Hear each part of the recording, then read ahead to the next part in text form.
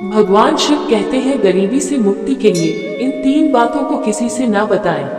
प्रिय भक्त, आज हम आपको एक कथा का श्रवण करा रहे हैं जो सुनने मात्र से आपके जीवन में सुख संपत्ति और धन की वर्षा होगी। तो चलिए कथा को प्रारंभ करते हैं। भगवान शिव माता पार्वती से कहते हैं, यह 3 बातें मानव को कभी भी किसी को नहीं बताना चाहिए। जो मानव यह 3 बातें नहीं बताते हैं वह इंसान कभी भी गरीब नहीं रहेगा।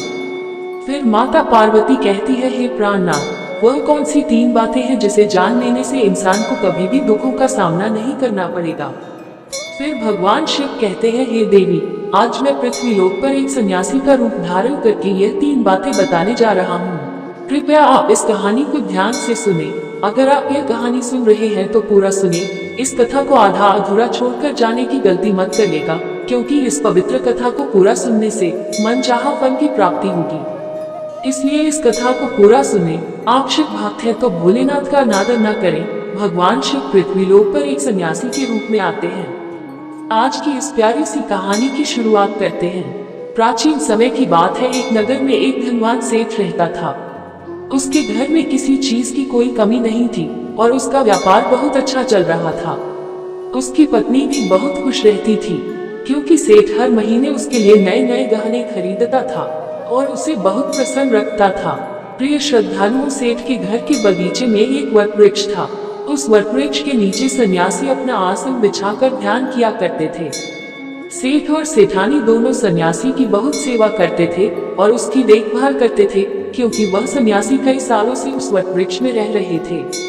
सेठ हर रोज सन्यासी को घर का भोजन देते थे और सन्यासी भी उनसे बहुत प्रेम करते थे। भगवान शिव जो सन्यासी थे वह बहुत खुश थे, क्योंकि उन्हें किसी चीज के लिए कहीं और नहीं जाना पड़ता था। सेठ और सेठानी हर रोज उन्हें स्वादिष्ट भोजन खिलाते थे। प्रिय श्रद्धालु, सेठ की पत्नी बहुत ही सरल और भोली स्वभाव की थी। उसकी आदत थी कि वह घर की हर बात बाहर वालों को बता देती थी। एक दिन सेठ की पत्नी ने अपने पति से पूछा, पिया जी, आपका व्यापार कैसा चल रहा है? आप कैसे इतना मुनाफा कमाते हो? श्रद्धालुओं, अपनी पत्नी का ऐसा सवाल सुनकर सेठ ने सारी बात बता दी। सेठ ने कहा, प्रिय, मैं अनाज का धंधा करता हूँ। मैं चंबल की घाटी से अनाज खरीदता हूँ और उसे महंगे दामों में बेच देता हूँ। प्रिय श्रद्धालुओं, अपने पति की यह बात जानकर सेठानी बहुत प्रसन्न हुई। उसने सोचा, मेरे पति तो बहुत ही बुद्धिमान है। यह बात तो सारे नगर वालों को पता होनी चाहिए कि मेरे पति इतने बुद्धिमान हैं और इतना ज्यादा धन कमाते हैं। प्रिय श्रद्धालुओं, अब सेठ की पत्नी ने पूरे नगर में यह बात फैला दी कि उनके पति इस तरीके से पैसा कमाते हैं। श्रद्धालुओं, अब क्या था, नगर के कुछ लोगों को जब यह पता चला कि सेठ किस प्रकार धन अर्जित करता है तो वे सभी भी अनाज का धंधा करने लगे। प्रिय श्रद्धालुओं, अब नगर के बहुत से लोग अनाज का व्यापार करने लगे हैं। सेठ जो पहले कम दाम में अनाज खरीदता था, अब वही अनाज महंगे दामों में बिकने लगा है। सेठ का धंधा थोड़ा कम चलने लगता है, उसे मुनाफा नहीं होता और धीरे धीरे वह गरीब होता जाता है। सेठ का पूरा धंधा बैठ जाता है। यह देखकर वह बहुत चिंतित और दुखी हो जाता है। प्रिय श्रद्धालुओं, एक दिन की बात है। सेठ अपने व्यापार की परेशानी से तंग आकर बगीचे में बैठा था। तभी भगवान शिव जो सन्यासी थे वो वहां आते हैं और कहते हैं, सेठ जी, क्या बात है, आज आप कुछ परेशान लग रहे हैं। तब सेठ बताता है, हे संत महात्मा, मेरा व्यापार बहुत मंदा चल रहा है। मुनाफा बहुत कम हो गया है। नगर के बहुत से लोगों ने अनाज का धंधा शुरू कर दिया है, जिससे मेरा धंधा बैठता जा रहा है। भगवान शिव जो सन्यासी थे सेठ की बातें सुनकर कहते हैं, सेठ जी, क्या आपने किसी को बताया था कि आप किस प्रकार अपना धन अर्जित करते हैं? किस प्रकार आप अपनी जीविका चलाते हैं? तब सेठ कहता है, हाँ संत महात्मा, मैंने अपनी पत्नी को सारी बात बताई थी। वह मुझसे पूछ रही थी कि आप इतना धन कैसे कमाते हैं। तब मैंने उसे बताया था कि मैं अनाज का व्यापार करके धन अर्जित करता हूँ। प्रिय श्रद्धालुओं, अब सन्यासी को सारी बात समझ में आ जाती है। सन्यासी कहते हैं, सेठ जी, आपने बहुत बड़ी गलती कर दी है। आपको सेठानी जी से यह बातें नहीं करनी चाहिए थी। आज मैं आपको एक कहानी सुनाता हूँ और इस कहानी के माध्यम से बताऊंगा कि चाहे कितने भी करीबी इंसान हो, यह 3 बातें कभी किसी को नहीं बतानी चाहिए। इससे गरीबी आपके आसपास भी नहीं भटकेगी। प्रिय श्रद्धालुओं, अब सन्यासी जो भगवान शिव थे वह अपनी कहानी प्रारंभ करते हैं। सन्यासी कहते हैं, सेठ जी, एक समय की बात है। एक नगर में एक गरीब आदमी रहता था। वह इतना गरीब था कि अपने परिवार के लिए ठीक से भोजन भी नहीं जुटा पाता था। फिर सन्यासी कहते हैं, सेठ जी, गरीबी मनुष्य के लिए एक अपमानकारी दुख था। बिना धन की गृहस्थी और घर चलाना बहुत मुश्किल था। फिर सन्यासी आगे कहते हैं, सेठ जी, वह गरीब आदमी जैसे तैसे अपने घर वालों का पेट पाल रहा था। कभी उनको भोजन मिल जाता था तो कभी भूखे पेट ही सोना पड़ता था। एक दिन उस गरीब आदमी की पत्नी ने कहा, हमारे पास तो धन ही नहीं है। सुबह को खा ले तो शाम की उम्मीद नहीं है, शाम को खा ले तो सुबह की उम्मीद नहीं है। आखिर ऐसे कब तक चलेगा? मैं जैसे तैसे करके घर चला लूंगी, लेकिन आप धन कमाने के लिए परदेश चले जाए। इस प्रकार से हमारे परिवार का गुजारा नहीं चलेगा। मनुष्य के पास चाहे कितना ही धन हो, लेकिन अगर उसके पास कोई काम नहीं है तो वह धन भी बेकार होता है। अगर हम कुछ नहीं करेंगे तो अपने बच्चों को कैसे पालेंगे? भूखे मरने से अच्छा है कि किसी की छोटी मोटी मजदूरी ही कर ले। अब पत्नी के बार बार कहने पर वो गरीब आदमी धन कमाने की आस लेकर घर से निकल पड़ा। वो जंगलों के रास्ते से प्रदेश के लिए रवाना हुआ। चलते चलते वह एक जंगल में पहुंच गया। दूर की यात्रा तय करके जा रहा था। बेचारा थक चुका था तो उसने देखा कि आगे एक छायादार बरगद का पेड़ है। उस पेड़ की लंबी लंबी शाखाएं थी, उसकी जड़ें जमीन को छू रही थी। शीतल छाया देखकर वह बेचारा गरीब आदमी उस पेड़ के नीचे बैठकर आराम करने लगा। प्रिय श्रद्धालुओं, सन्यासी आगे कहते हैं, वो गरीब आदमी वह बरगद के नीचे आराम से लेटा हुआ था। तभी उसने देखा कि कहीं से एक सांप आया और वह सांप उसी पेड़ पर चढ़ गया। गरीब आदमी उस सांप को गौर से देख रहा था। सोचने लगा कि यह सांप इस बरगद पर क्यों चढ़ रहा है और अब क्या करेगा। तभी उसने देखा कि उस पेड़ की डाल पर तोता और मैना का घोंसला था। घोंसले में तोता और मैना के बच्चे रखे हुए थे। सांप को देखकर तोता और मैना के बच्चे डर के मारे चिल्लाने लगे। वह गरीब आदमी देखते ही समझ गया कि यह दुष्ट सांप इन बच्चों को खाने आया है। सोचने लगा कि मैंने तो इन बच्चों को देख लिया है, अगर अब मैं इन्हें नहीं बचाता हूँ तो मुझे बहुत पाप लगेगा। बच्चे तो बच्चे ही होते हैं, चाहे वे इंसान के हो या किसी पक्षी के। बच्चों की हमेशा रक्षा करनी चाहिए। उधर एक सर्प उन बच्चों के पास पहुंच जाता है। तभी वह गरीब आदमी उठता है और फटाफट बरगद के पेड़ पर चढ़ जाता है। उसने उस सर्प को मार गिराया और नीचे फेंक दिया। फिर उसी बरगद के नीचे आकर लेट गया। तोता और मैना के बच्चे अपनी रक्षा करने वाले उस गरीब आदमी को मन ही मन बहुत दुआएं देने लगे। श्रद्धालुओं, उसी समय तोता और मैना अपने बच्चों के पास आते हैं। अपने माता पिता को पास आया देख तोता और मैना के बच्चे बहुत खुश होते हैं और उन्हें पूरी घटना बताते हैं कि आज इस वृक्ष के नीचे जो इंसान लेटा है वह हमारे लिए देवदूत बनकर आया है। हमें खाने के लिए एक भयंकर सर्प आया था। इसी इंसान ने उस भयानक सर्प को मारकर हमारे प्राण बचाए हैं। हम इसके ऋणी हो गए हैं। अगर यह इंसान उस सर्प को नहीं मारता तो आज हम घोंसले में जीवित नहीं होते।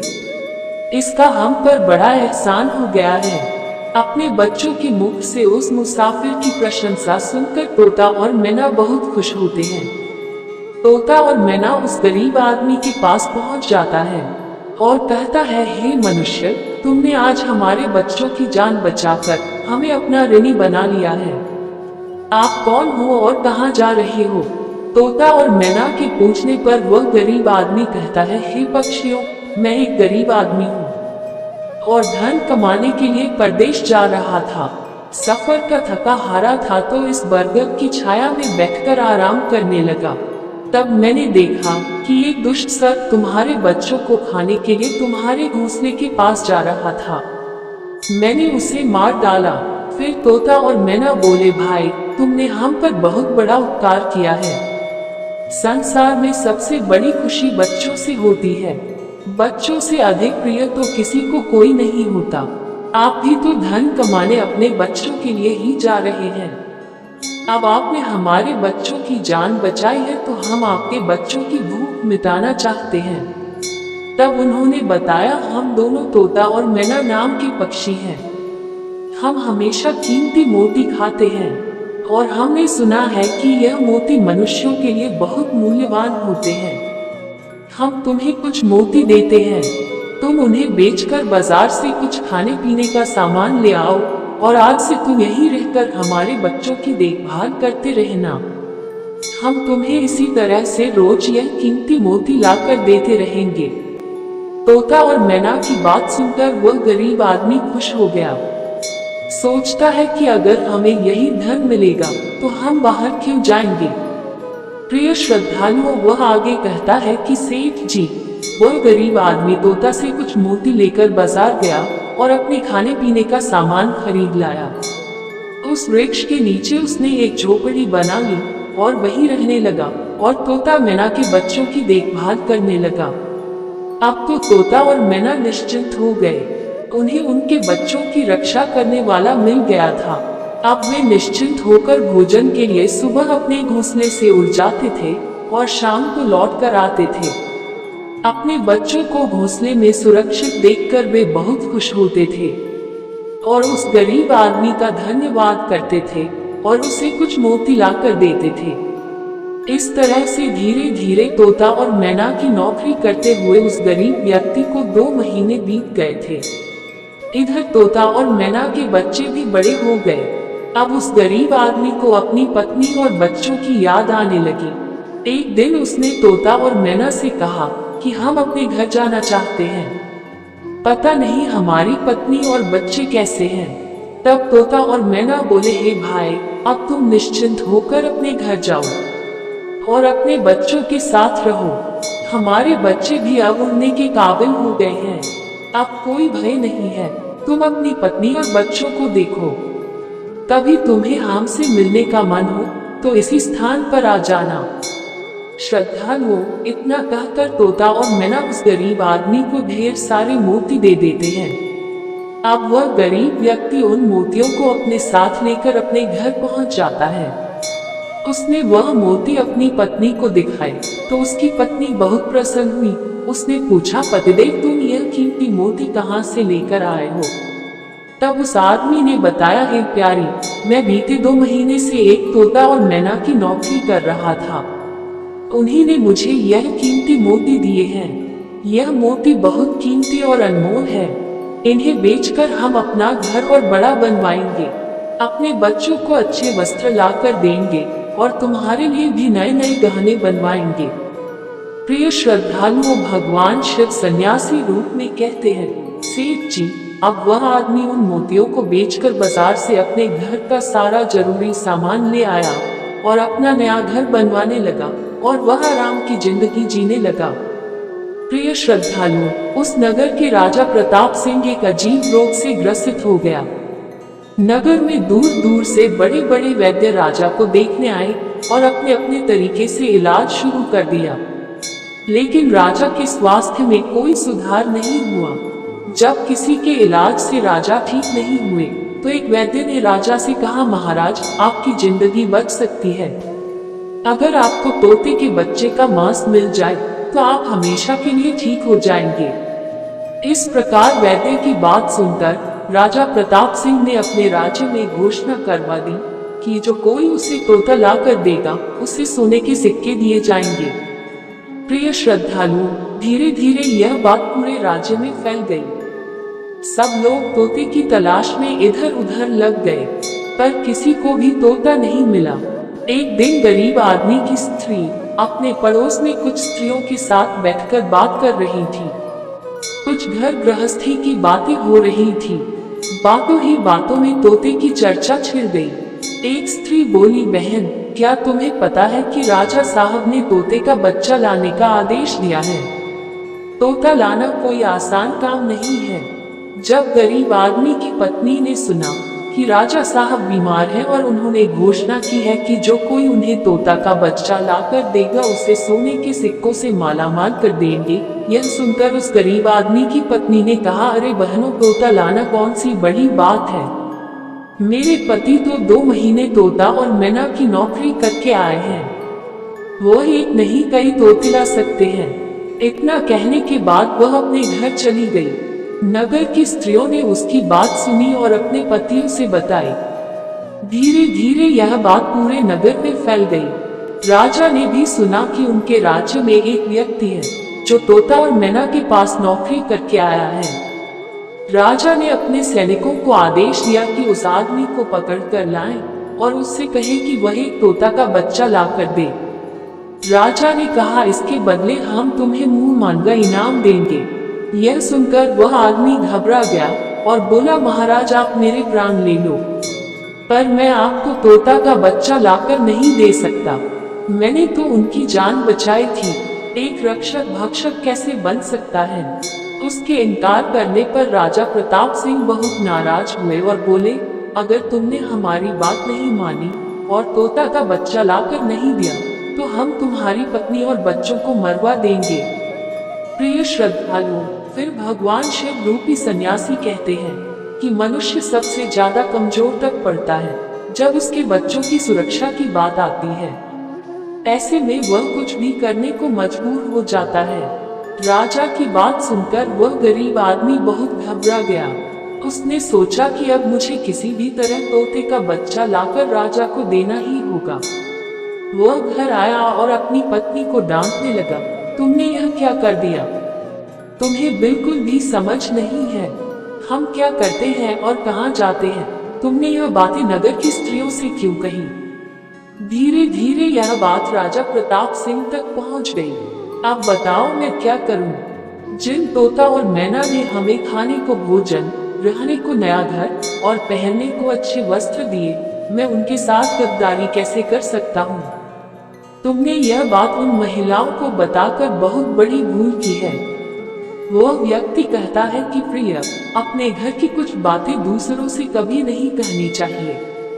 पहली बातें, आपके घर में कितना धन है और आपकी कमाई का स्रोत क्या है, यह बातें दूसरों से कभी नहीं बतानी चाहिए। दूसरी बातें, घर में आपसी प्रेम की बातें, पति पत्नी के प्रेम की बातें बाहर वालों के सामने नहीं करनी चाहिए। तीसरी बातें, आपसी लड़ाई झगड़े, मतभेद, मान अपमान की बातें कभी दूसरों के सामने नहीं करनी चाहिए, वरना लोग हमारी गुप्त बातें जानकर, हमारी कमजोरी को समझकर हमारा फायदा उठाते हैं। चौथी बातें, अपनी कमजोरी दूसरों के सामने ना बताएं और अपनी उन्नति का राज किसी को ना बताएं। जिन बातों को कहने से आपके परिवार पर दुख आ सकता है, वे बातें कभी बाहर नहीं करनी चाहिए। खासकर उन बातों को अपनी स्त्री से ना कहे। जिन बातों से घर की मान प्रतिष्ठा नष्ट होती हो, परिवार पर संकट आता हो, किसी की जान जाती हो, परिवार में फूट पड़ती हो या आपके रिश्ते खराब होते हो। क्योंकि कहते हैं कि स्त्रियों के पेट में इस तरह की बातें पचती नहीं है। अब वह गरीब आदमी बोला, प्रिय, तुम्हारी यह गलती आज हमारे परिवार को मौत के मुंह में डाल रही है। यदि तुमने इस बात को छुपा लिया होता तो आज हम निर्भय होकर अपने घर में आनंद की जिंदगी जी रहे होते। अब राजा की आज्ञा है तो तोता का बच्चा लाकर राजा को देना ही पड़ेगा, लेकिन ऐसा करने से मैं पापी कहलाऊंगा। जिन बच्चों की मैंने इतने दिन देखभाल करी, जिन्हें मैंने मरने से बचाया, अब मैं उन्हें किस प्रकार मौत के मुंह में डाल सकता हूँ। पत्नी कहने लगी, पति देव, अब जो भी हो, लेकिन हमें अपनी और बच्चों की जिंदगी बचानी है तो आपको यह पाप करना ही पड़ेगा। प्रिय श्रद्धालुओं, अब तो बड़ा लाचार होता हुआ वह गरीब आदमी जंगल की ओर चल पड़ा था, जहाँ वह तोता के बच्चों की देखभाल करता था। उधर जब तोता और मैना और उनके बच्चों ने उस गरीब आदमी को अपने पास आता हुआ देखा तो वे बड़े खुश होने लगे। अपने बच्चों को अत्यंत खुश देखकर तोता और मैना कहने लगे, अरे बच्चों, तुम इतने खुश क्यों हो रहे हो। वह तो तुम में से किसी एक को लेने आ रहा है। तुम में से कौन है जो आज उसके साथ जाकर उसकी और उसके बच्चों की जान बचाएगा। फिर तोता कहता है कि बच्चों, लेकिन एक बात याद रखना, तुम में से जो भी उसके साथ जाएगा वह कभी लौट कर नहीं आएगा, वह नगर के राजा का भोजन बन जाएगा। प्रिय श्रद्धालुओं, तब तोता के बच्चों ने पूछा कि आप ऐसा क्यों कह रहे हैं। तोता बताता है कि बच्चों, यहाँ का राजा बीमार पड़ गया है और वैद्य ने उसे तोता के बच्चे का मांस खाने को कहा है, इसलिए तुम में से किसी एक को वह लेने के लिए आया है। यदि तुम में से कोई उसके साथ जाने को तैयार है तो वह जा सकता है। तभी उनमें से एक बच्चा कहने लगा, हे माता पिता, उस आदमी ने ही हम सबकी जिंदगी बचाई है और आज वह आदमी बहुत बड़ी मुसीबत में है। ऐसे में हमें भी उसकी मदद करनी चाहिए, चाहे हमारी जान ही क्यों न चली जाए, लेकिन हम उसके साथ जरूर जाएंगे। उधर वह आदमी उस बरगद के वृक्ष के नीचे आता है और तोता मैना से अपना दुख बताता है। तब तोता मैना कहते हैं, हे भाई, तुम चिंता ना करो, हमारे बच्चे तुम्हारे साथ जाने के लिए तैयार हैं। तुम इनमें से किसी एक को ले जाओ। श्रद्धालुओं, अब वह गरीब आदमी उनमें से एक तोता के बच्चे को लेकर लौट जाता है और राजा को ले जाकर दे देता है। राजा उस तोते के बच्चे को एक पिंजरे में बंद करता है और अपने नौकर को रखने के लिए कहता है। राजा कहता है कि हम इसे सुबह निकालेंगे और फिर इसके मांस को खा जाएंगे। प्रिय श्रद्धालुओं, अब क्या होता है कि राजा प्रताप सिंह का एक बेटा था जो पशु पक्षियों से बहुत प्रेम करता था। उसे यह नहीं पता था कि यह तोता उसके पिता के खाने के लिए लाया गया है। वह अपने मित्रों के साथ उसी जगह पर खेल रहा था जहां तोते का बच्चा पिंजरे में कैद था। राजकुमार ने जब एक सुंदर तोते को पिंजरे में बंद देखा तो वह उसके साथ खेलने लगा। तभी राजकुमार का एक मित्र कहता है, मित्र, तुम इस पक्षी को बाहर निकालो, यह कितना सुंदर तोता है। पिंजरे में इसका रहना बिल्कुल सही नहीं है, हम इसे आजाद कर देते हैं। अपने मित्र की बातें सुनने के बाद राजकुमार ने उस तोते के बच्चे को पिंजरे से बाहर निकाल देता है। जैसे ही वह पिंजरा खोलता है, तोता का बच्चा आकाश में उड़ जाता है। धीरे धीरे यह बात राजा तक पहुंची कि आपके राजकुमार ने उस तोते को छोड़ दिया है। अब आपके प्राण बचाना बड़ा ही मुश्किल है। यह सुनकर राजा को बहुत गुस्सा आया। उन्होंने तुरंत राजकुमार को बुलाया और गुस्से में कहा, अरे नादान पुत्र, तूने उस तोते के बच्चे को क्यों छोड़ दिया। राजकुमार बहुत घबरा गया और बोला, पिताजी, मुझे क्या पता था कि वह उड़ जाएगा, मैं तो उसके साथ खेलना चाहता था। अपने पुत्र की बात सुनकर राजा को और भी गुस्सा आया। उन्होंने उसे नगर से निकालने का आदेश दे दिया। प्रिय श्रद्धालुओं, अब राजा के सैनिक राजकुमार को नगर की सीमा से बाहर छोड़ देते हैं। उधर वह तोते का बच्चा उड़कर अपने माता पिता के पास पहुंचता है और उन्हें सारी बात बताता है कि राजा के बेटे ने उसे आजाद कर दिया है। तोता और मैना ने जब अपने बच्चे को देखा तो कहा, पुत्र, राजा के बेटे ने तुम्हें तो आजाद कर दिया, लेकिन वह खुद संकट में फंस गया है। उसके दुष्ट पिता ने उसे नगर से बाहर निकाल दिया है। अब उसकी जिंदगी की जिम्मेदारी तुम्हारे ऊपर है। तुम जाओ और उसकी मदद करो। प्रिय श्रद्धालुओं, तोता राजकुमार की मदद करने के लिए उसके पास पहुंच जाता है। राजकुमार उसे देखते ही पहचान लेता है। यह तो वही पक्षी है जिसे मैंने पिंजरे से आजाद किया था। राजकुमार कहता है, तुम्हारी वजह से मुझे मेरे पिता ने नगर से निकाल दिया है। अब तुम ही बताओ, मैं क्या करूं, कहां जाऊं। तोता कहता है, मित्र, तुम चिंता मत करो, तुमने मेरी जान बचाई थी, इसलिए मैं तुम्हारी मदद करने आया हूँ। दुख सुख में अब मैं तुम्हारे साथ ही रहूंगा। श्रद्धालुओं, अब राजकुमार खुश हो जाता है क्योंकि उसे कम से कम एक साथी तो मिल ही गया था। अब तोता और राजकुमार दोनों एक दूसरे नगर में घूमने लगते हैं। चलते चलते वे दोनों एक सुंदर बगीचे में पहुंच जाते हैं। उसी बगीचे में वहां के राजा की पुत्री भी अपनी सहेलियों के साथ घूमने आया करती थी। उस राज्य के राजा की कन्या का नाम रूपमती था। राजकुमारी रूपमती बहुत ही सुंदर थी और उसकी खूबसूरती की चर्चा पूरे नगर में होती थी। राजकुमार और तोता उस बगीचे में बैठे हुए थे। तभी वहां राजा की कन्या रूपमती अपनी सहेलियों के साथ बगीचे में घूमने आती है। राजकुमारी को देखकर राजकुमार वृक्ष के पीछे छुप जाता है और तोता राजकुमारी के सामने पहुंच जाता है। राजकुमारी उस सुंदर तोता को देखकर मोहित हो जाती है। वह उसे पकड़ना चाहती है, लेकिन तोता उसकी पकड़ में नहीं आता। यहाँ राजकुमार राजकुमारी रूपमती की सुंदरता पर मोहित हो जाता है। प्रिय श्रद्धालु, कुछ समय बगीचे में टहलने के बाद राजकुमारी अपने महल में लौट जाती है। राजकुमार पूरी तरह से राजकुमारी पर मोहित हो गया था। अब तो उसे एक पल भी अच्छा नहीं लग रहा था। तब तोता ने कहा, मित्र तुम चिंता मत करो, तुम जिसे चाहने लगे हो मैं तुम्हें उससे मिलवा दूंगा। राजकुमार बोला, मित्र तुम मुझे किसी भी तरह उस राजकुमारी से मिला दो, मैं उसके बिना अब रह नहीं पाऊंगा। तोता बोला, मित्र तुम मुझ पर भरोसा रखो, मैं पता लगा कर आता हूँ कि राजकुमारी कहाँ रहती है और तुम उससे कैसे मिल सकते हो। प्रिय श्रद्धालु, अब तोता राजकुमारी रूपमती के पास जाता है।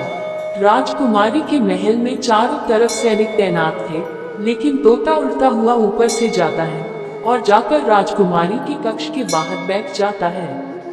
तोता वहां से सब नजारा देखता है और सारी बात आकर राजकुमार को बताता है कि महल में जाकर राजकुमारी से मिलना बहुत मुश्किल है।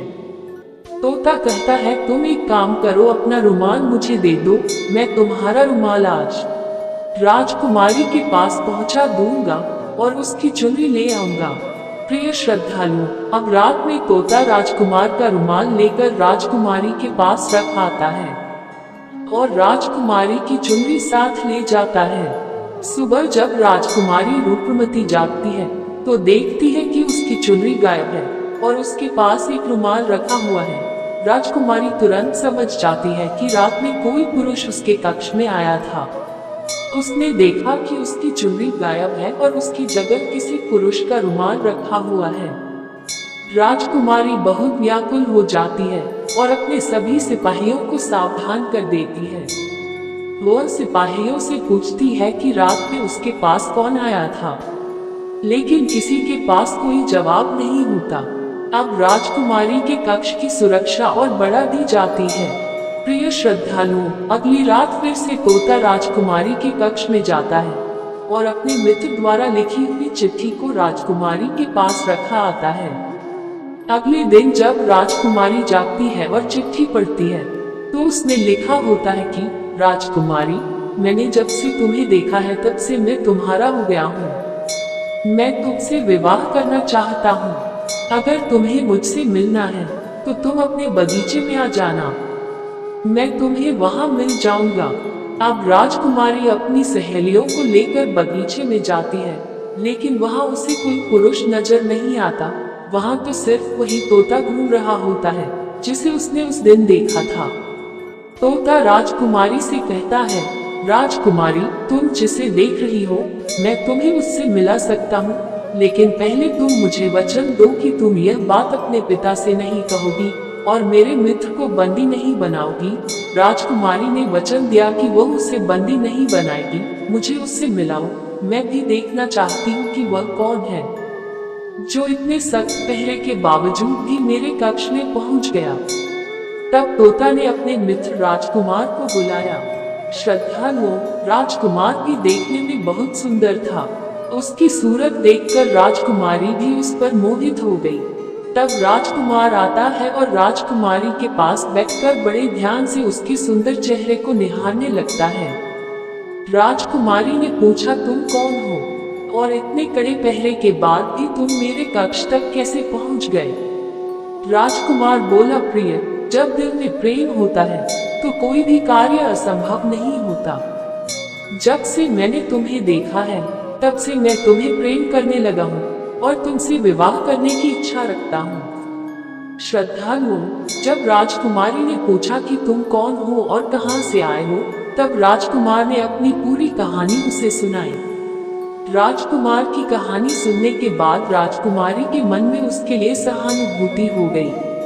अब तो रोजाना राजकुमारी रूपमती उस राजकुमार से मिलने उस बगीचे में आया करती थी।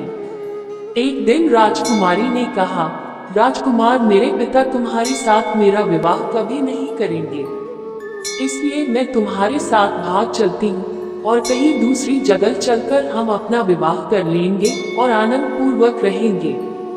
प्रिय श्रद्धालुओं, अब वही होता है। राजकुमारी उस राजकुमार के साथ घोड़े पर सवार होकर भाग जाती है और काफी दूर जाने के बाद वे एक झोपड़ी बनाते हैं और विवाह करके दोनों साथ रहने लगते हैं। दोनों को रहते रहते बहुत समय बीत जाता है और वह तोता भी उन्हीं के साथ रहता है।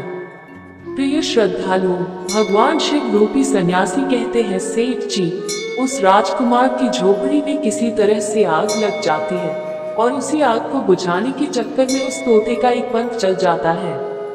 तब तोता ने कहा, देखो मित्र, अब आप अपने घर चले जाइए। अब आपके पिता का गुस्सा भी शांत हो चुका होगा। अब आपके पिता आपसे कुछ नहीं कहेंगे। जब वह आपको अपनी बहू के साथ देखेंगे तो वह आपको माफ कर देंगे। मेरा तो एक पंख जल गया है, मैं उड़ नहीं सकता, इसलिए मैं कुछ दिन तक यही रहकर अपने पंख होने का इंतजार करता हूँ। जब मेरा पंख दोबारा उड़ जाएगा तो मैं आपसे मिलने के लिए जरूर आऊंगा। प्रिय श्रद्धालु, इस प्रकार से वो दोनों राजकुमार और उसकी पत्नी अपने नगर के लिए चल देते हैं। चलते चलते रास्ते में एक नदी पड़ती है। उस नदी पर एक नाविक नाव चलाता था। राजकुमार अपनी पत्नी को लेकर नाव में बैठ जाता है। जैसे ही नाव नदी के बीच में पहुंचती है तो राजकुमार देखता है कि एक चूहा बार बार नाव पर चढ़कर आता है, लेकिन वह नाविक उसे हटाकर नदी में गिरा देता है। कई बार उस चूहे को नाविक ने हटा देता था। तब राजकुमार कहने लगा, अरे यह बेचारा इस प्रकार से तो जल में डूबकर मर जाएगा। ये अपने प्राणों की रक्षा करने के लिए इस नाव पर चढ़ रहा है, इसे चढ़ जाने दो। जब राजकुमार ने नाविक से कहा कि आप इस चूहे को चढ़ जाने दें, तो राजकुमार के कहने पर उस नाविक ने उस चूहे को अपनी नाव पर चढ़ जाने दिया। जैसे ही चूहा नाव के अंदर गया, वह अंदर जाकर छुप गया। थोड़ी देर बाद उन्होंने देखा कि नाव के अंदर धीरे धीरे पानी आने लगा। प्रिय श्रद्धालुओं, उसी चूहे ने नाव को काटकर उसमें छेद कर दिया था, जिससे नाव में पानी भरने लगा। जब नाव में पानी बढ़ने लगा तो नाव पानी में डूबने लगी। धीरे धीरे जब नाव पूरी तरह डूब गई तो उसी समय राजकुमारी और राजकुमार पानी में बहने लगे। पानी के बहाव से राजकुमार बहुत दूर पहुंच गया और राजकुमारी रूपमती भी उसी पानी में बहती हुई राजा के बगीचे में जा पहुंची। बगीचे में रहने वाला माली जब राजकुमारी को बेहोश अवस्था में नदी के किनारे पड़ा देखता है तो वह जाकर राजा को यह खबर देता है। राजा जब सुंदर लड़की को देखता है तो वह उस पर मोहित हो जाता है और सुंदर राजकुमारी को देखकर उसे अपने महल में ले आता है और राज वैद्य से उसका इलाज करवाता है। श्रद्धालुओं, कुछ दिन बीतने के बाद जब राजकुमारी ठीक हो जाती है तो एक दिन वह देखती है कि राजा उसके करीब खड़ा है। राजा ने पहले ही राजकुमारी रूपमती के चेहरे को निहार रखा था। अब वह राजकुमारी से विवाह करना चाहता था। राजा कहने लगा, हे राजकुमारी, तुम्हारा भी इस दुनिया में कोई नहीं है, अब तुम हमारी पत्नी बन जाओ। तुम हमारी रानी बन जाओ और हमारे महलों में बड़े आराम के साथ रहो। प्रिय श्रद्धालुओं, राजकुमारी रूपमती बहुत ही बुद्धिमान थी। उसने अपने मन में विचार किया कि यदि वह इस समय राजा को विवाह करने से मना करती है तो राजा उसके साथ जबरदस्ती करेगा। इसलिए उसने राजा से कुछ दिनों के लिए समय मांग लिया। रूपमती बोली, राजा साहब, थोड़े दिन ठहर जाओ, उसके बाद मैं तुमसे विवाह कर लूंगी। अब राजकुमारी उसी राजा के महल में रहने लगी और गरीब असहाय लोगों को भोजन करवाने लगी। श्रद्धालुओं, उधर अब क्या होता है, उसका जो पति था राजकुमार, जो पानी में बह गया था, वह बेचारा मुसीबत का मारा हुआ इधर उधर घूमता हुआ उसी जगह पर भोजन की तलाश में पहुंच जाता है जहां राजकुमारी गरीबों को भोजन कराती थी। वहीं राजकुमार भी पहुंच गया। राजकुमारी ने उसे देखते ही पहचान लिया और उसकी आंखों में आंसू आ गए। राजकुमारी ने राजकुमार को एकांत में बुलाया और सारी बात बताई। उसने कहा, हे स्वामी, आप यहाँ आराम से रहिए और इसी राजा की नौकरी कीजिए। जब हमें मौका मिलेगा तब हम यहाँ से भाग चलेंगे। श्रद्धालुओं, राजकुमार उसकी बात से सहमत हो गया और राजा का नौकर बनकर महल में रहने लगा। वो राजकुमारी रूपमती की सहायता करने लगा और गरीबों को भोजन परोसने लगा। लेकिन राजा को यह नहीं पता था कि राजकुमार उसका पति है। राजा तो उसे अपना नौकर समझता था। प्रिय श्रद्धालु, इस प्रकार राजकुमारी रूपमती राजकुमार के साथ पक्षियों को दाना चुगाती थी। एक दिन वही तोता राजकुमारी के यहाँ दाना चुगने आया। अब उसके नए पंख निकल आए थे। जब उसने दाना चुगने आया तो राजकुमार और राजकुमारी को पहचान लिया। राजकुमारी रूपमती ने तोता को देखा तो उसकी आंखों में आंसू झलक आए। उन्होंने तोता को पूरी कहानी सुनाई कि वे इस प्रकार से यहाँ फंस चुके हैं और राजा को भी नहीं पता कि वे पति पत्नी हैं। तब तोता कहने लगा, हे राजकुमार, आप चिंता मत करो। आज रात राजा के सभी सैनिक सो जाएंगे, तब हम तुम्हें यहाँ से निकालकर तुम्हारे पिता के घर पहुँचा देंगे। प्रिय श्रद्धालु, वही हुआ जो होना था। जब रात होती है तो राजा के सभी सिपाही गहरी नींद में सो जाते हैं। जब सभी सैनिक सो गए तो उसी समय राजकुमारी और राजकुमार महल से निकल पड़े। रात के अंधेरे में वे राजकुमार अपने पिता प्रताप सिंह के राज्य में पहुंच गया। राजकुमार अपनी पत्नी को साथ लेकर अपने पिता के पास पहुंचा। उन्हें देखकर राजकुमार का पिता बहुत प्रसन्न हुआ। उसे अपनी करनी पर पश्चाताप हुआ कि उसने अपने पुत्र को नगर से निकालकर बहुत बुरा किया। वह बार बार अपने पुत्र से क्षमा मांगता है। तब राजकुमार ने बताया, हे पिताजी, मेरी रक्षा उसी तोते ने की जिसे आप मारकर खाना चाहते थे। उसी ने मेरे प्राण बचाए हैं और मुझे शत्रुओं से छुटकारा दिलाया है। राजकुमार के मुख से तोते की बात सुनकर राजा बहुत प्रसन्न हुआ और उसी दिन से राजा ने प्रण किया कि आज से हमारे राज्य में कोई भी पशु पक्षियों को नहीं मारेगा और सभी लोग उन्हें दाना देंगे। प्रिय श्रद्धालु, इतनी कहानी सन्यासी सेठ जी को सुनाते हैं और बताता है कि देखा सेठ जी, इस प्रकार कुछ बातें बताने पर जीवन में घोर संकट आ सकता है, इसलिए यह बातें किसी को भी नहीं बताना चाहिए। जैसे आपने अपनी पत्नी को बताया कि आप किस प्रकार धन अर्जित करते हैं और आज आपका व्यापार खतरे में है। प्रिय श्रद्धालु, सेठ जी को अपनी गलती का एहसास होता है और वह अपनी पत्नी को समझाते हैं कि तुम इन बातों को किसी को मत बताया करो। फिर भगवान शिव कहते हैं, हे देवी, हमारी आज की यह कहानी यही समाप्त होती है।